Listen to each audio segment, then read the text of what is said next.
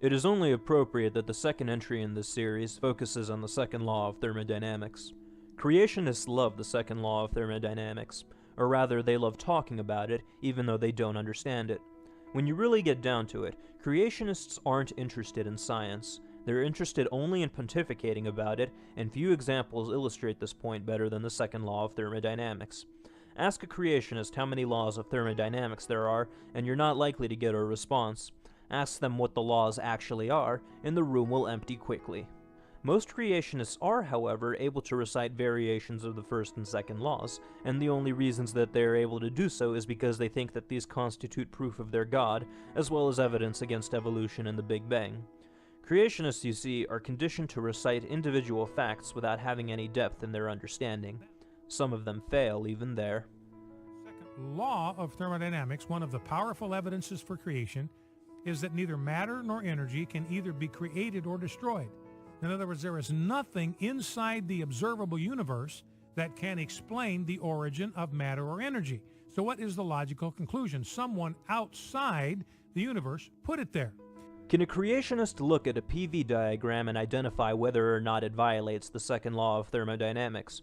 Can a creationist use his understanding of the second law to derive the efficiency of a Carnot engine? Why then do they feel qualified to pontificate on these matters with bold assertions like all of modern science is threatened by this one law? And why is it that the global community of physicists, while proficiently advancing our understanding of things like condensed matter, quantum gravity, and optical engineering, have yet to release any statement conceding the whole of modern science to untrained laypersons who have allegedly managed to overturn current scientific paradigms with such an elegant and simple framework? Could it really be that thermodynamics is that simple? Or is it more likely that a creationist's understanding of thermodynamics is simple, and that their superficial understanding does not constitute compelling evidence against evolution?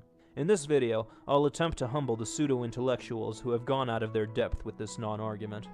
Consider a simple system involving ideal gases. Let's consider what's happening to the energy in the system. When the particles strike each other, they transfer their kinetic energy between themselves, resulting in a new average amount of kinetic energy.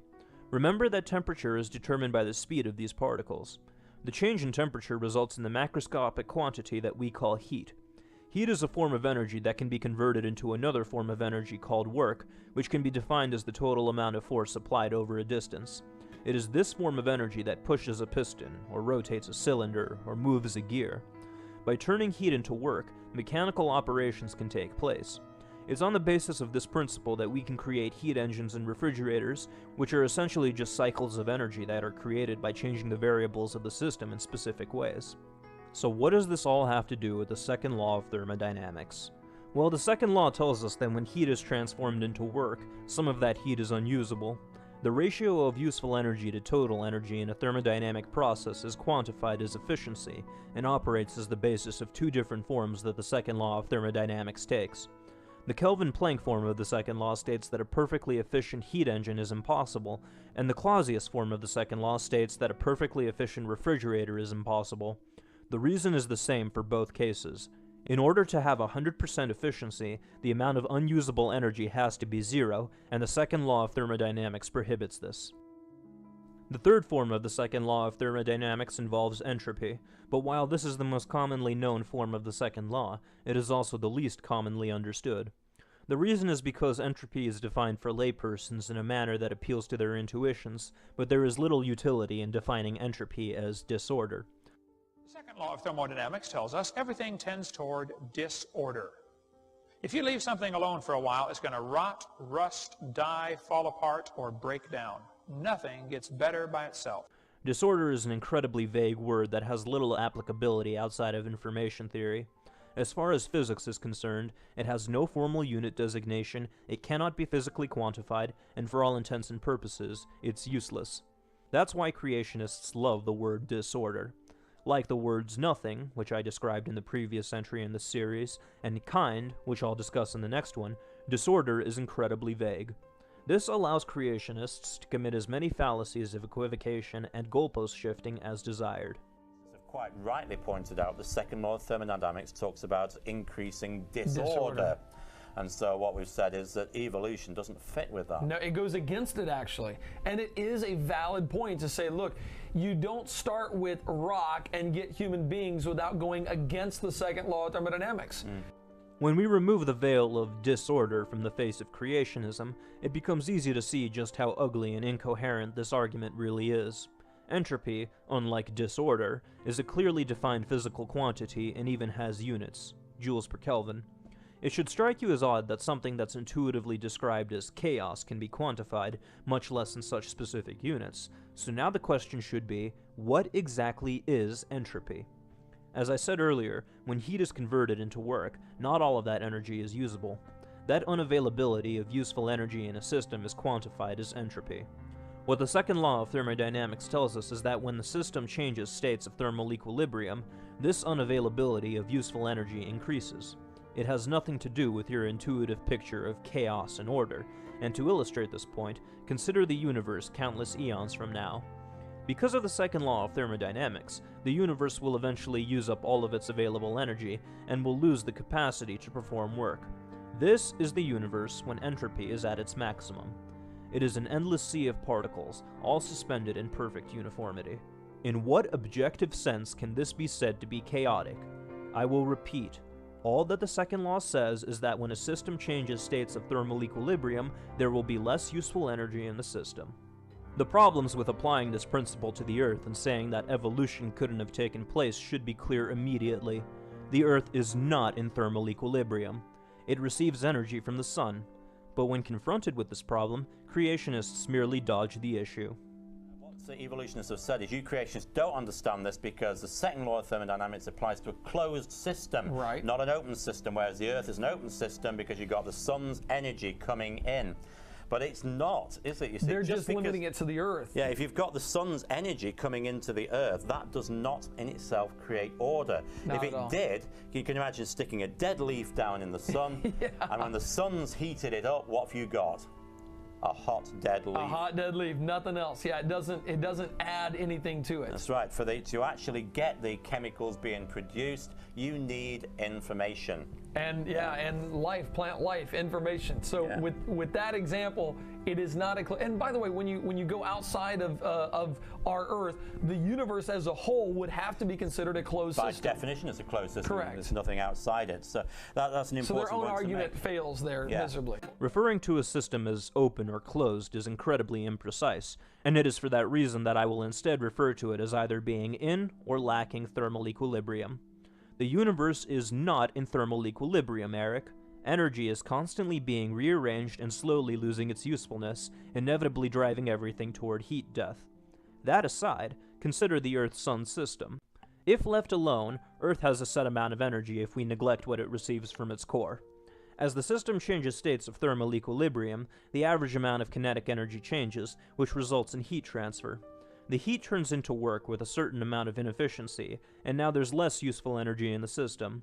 The process repeats itself in perpetuity until the amount of useful energy approaches zero. Entropy increases to its maximum value, and now Earth is a wasteland. This is exactly what we expect to happen without a sun. Now put the sun back into the picture, and you get a system that constantly receives new energy. More energy, in fact, than it releases. The entropy, or the unavailability of useful energy, decreases on Earth.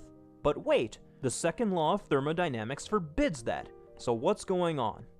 The conditions required for Earth's entropy to increase are not met from the outset. The Earth absorbs about 4 trillion terajoules of energy per year. To put that into perspective for you, the strongest nuclear device that America ever detonated released about 60 million times less energy. You can whine, you can kick and scream, but the inescapable fact of the matter is that we receive more useful energy than we expend.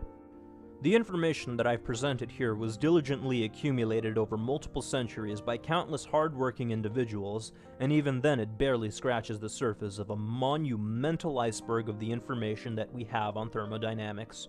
I mean, just look at entropy. We can measure the effects that external factors have on it in an open system. We can probe quantum mechanics with von Neumann entropy, we can explore the nature of black holes with Hawking entropy, and we still have countless more things to learn about it. Now look at your model of entropy. How childish and how pathetic is it by comparison? The sheer magnitude of disrespect and malice that creationists have for science is appalling. Be honest with yourselves, creationists. You don't care about science. You only care about memorizing the same meaningless collections of words that have been refuted countless times by countless qualified individuals who actually care about the subjects that you defecate on. Believe it or not, creationists, but there are people out there who are sincerely passionate about the matters on which you bloviate. Science is just a big joke to you creationists, and it's for that reason that you will never understand it. This is the physicist Ludwig Boltzmann. He was the one who derived the entropy form of the second law, among countless other achievements. One of those achievements was his discovery of a relationship between entropy and statistical microstates, which yielded quantum mechanical insights decades before the theory was even discovered. This is a man who spent nearly every waking moment of his professional life selflessly striving to create a better future. Every modern engine, every contemporary contraption, every machine that actively utilizes the second law of thermodynamics owes its existence, in large part, to this man. This is a man who spent his life working to advance the knowledge of the world, relentlessly pursuing the elusive enigmas of the universe. This was a man who genuinely loved learning about the world and sharing his knowledge with humanity. Creationists arrogantly disregard the sincere passion that some people have for science. They will never understand how much effort goes into learning science. They will never understand how much work goes into the discovery of new knowledge. They will never understand how seriously this man took his work, and hopefully, neither will anybody else. I say this because his dedication to science, the fruits of which we are still reaping today, ultimately drove this man to his death. But his dedication to discovery didn't end with his tragic demise. So proud was he of his greatest achievement, so relieved he was that all of his hard work had not been in vain, so passionately did he love the subjects that he dedicated his life to understanding, that at his request, his most famous equation was carved onto his tombstone in place of an epitaph. This is the arrogance of creationism. When you twist and distort the science that you pretend to understand in order to meet your vile and selfish agenda, you spit on the graves of the men and women who dedicated their lives to making ours better.